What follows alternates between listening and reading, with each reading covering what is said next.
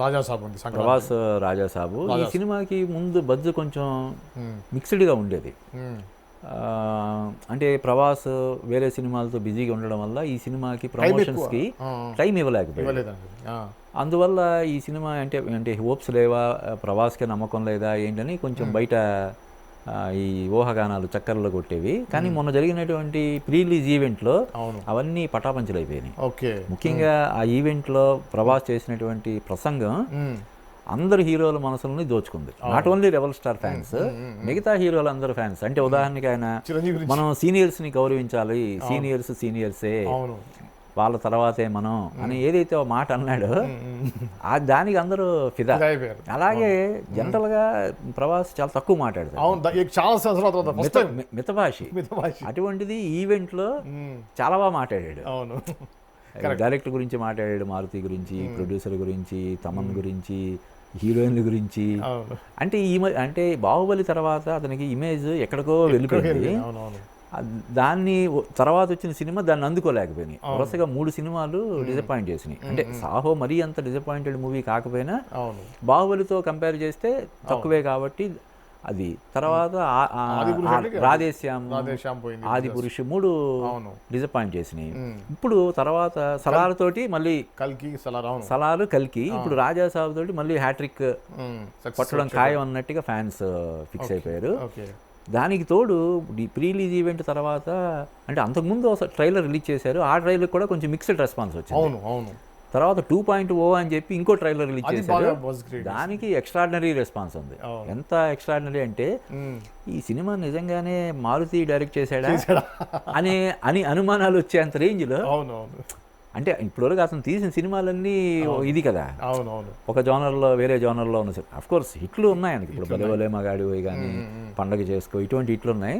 పండగ చేసుకో తర్వాత నుంచి అతనికి ప్రాపర్ హిట్ లేదు. ముఖ్యంగా గోపీచంద్తో తీసినటువంటి పక్కా కమర్షియల్ సినిమా బాగా డిసప్పాయింట్ చేసింది. అందువల్ల ప్రభాస్తో మారుతి సినిమా అంటేనే ఎవరు నమ్మలేదు. మధ్యలో డ్రాప్ అయిపోతాడు ప్రభాస్ కూడా అన్నారు అని అనుకున్నప్పుడు ఆ విషయాన్ని మారుతి కూడా చెప్పాడు. వాళ్ళ అటువంటి విమర్శలు చేసిన వాళ్ళందరికీ నేను ఇచ్చే సమాధానం ఈ సినిమా విజయం అని ఆయన చెప్పడం జరిగింది. దానివల్ల రాజాసాబుకి విపరీతమైనటువంటి బజ్ క్రియేట్ అయింది. ఇప్పుడు అందులో మనం చూస్తే కాస్టింగ్ కూడా విపరీతమైన ఇది ఉంది. చాలా మంది ఉన్నారు ఆర్టిస్టులు. సో అది దానికి విపరీతమైనటువంటి క్రేజ్ ఉంది. ఇంకోటి ఏంటంటే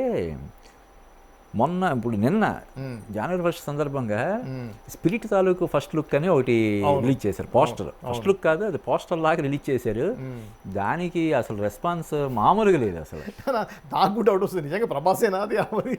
అంటే అంటే అదే ఇప్పుడు Sandeep Reddy Vanga style of making అదే కదా.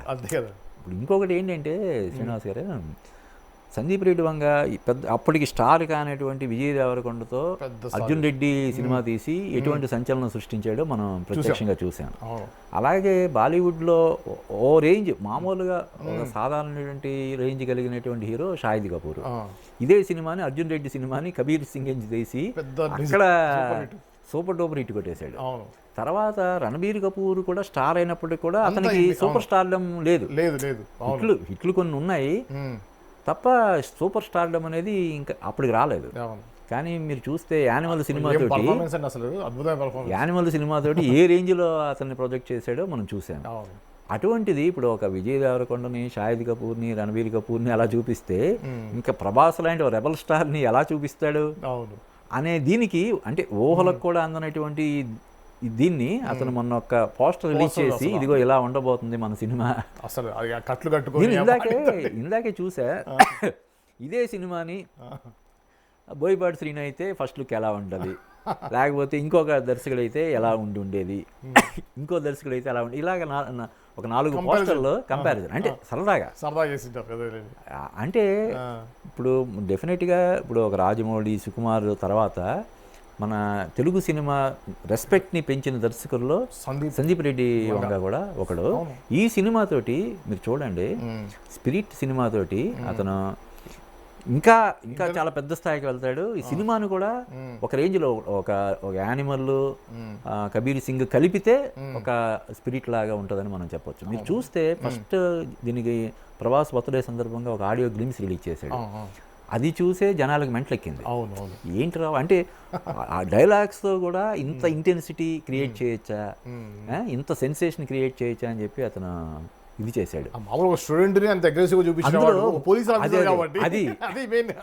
ఒక సిన్సియర్ పోలీస్, అది ప్రభాస్ లాంటి కటౌట్ ఉన్న ఒక పోలీస్ ఆఫీసర్ ఇంకా అక్కడ చేసే యాక్షన్, అందులోనూ ఇది ఎలా అంటే ఒక వూండెడ్ సోల్జర్ లాగా చూసారు కదా పోస్టర్ కూడా, అంతే కదా, ఒక గాయపడ్డ సింహం, అది దెబ్బతిన్న బెబ్బులి టైపు క్యారెక్టరైజేషన్లో ఇంకా ప్రభాస్ని ఊహించుకుంటే ఎలా ఉంటుంది అసలు.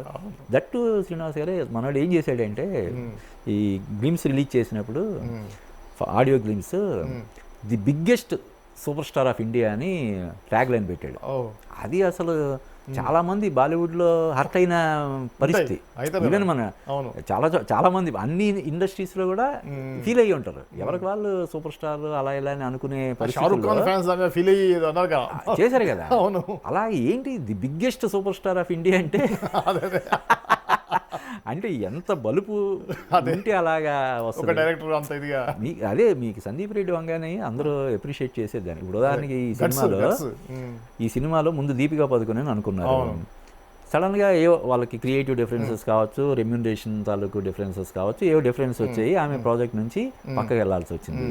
మనోడు ఎక్కడ బెసకలేదు. యానిమల్లో సెకండ్ హీరోయిన్గా చేసిన తృప్తి అమ్మాయిని ఇప్పుడు ఆ పోస్టర్లో ఉన్నది అమ్మాయి తృప్తిని తీసుకొచ్చి హీరోయిన్ చేశారు. అదే ఇంకొకరు ఎవరైనా కంగారు పడిపోతారు. ఆ రేంజ్ హీరోయిన్ అంటే కాల్ షీట్ ఇష్యూస్ ఉంటాయి కదా, ఇంకా ఆ రేంజ్లో ఉండే హీరోయిన్స్ ఖాళీగా ఉంటారు కదా. అవును, వాళ్ళ చేతిలో 2-3 ప్రాజెక్టులు ఉంటాయి, అప్పటికప్పుడు కాల్ షీట్ ఇచ్చే పరిస్థితి ఉండదు. మనోడు సింపుల్గా ఆ యానిమల్ అమ్మాయిని తీసుకొచ్చి దానివల్ల క్రేజ్ పెరిగిందే తప్ప ప్రాజెక్ట్కి తగ్గలేదు.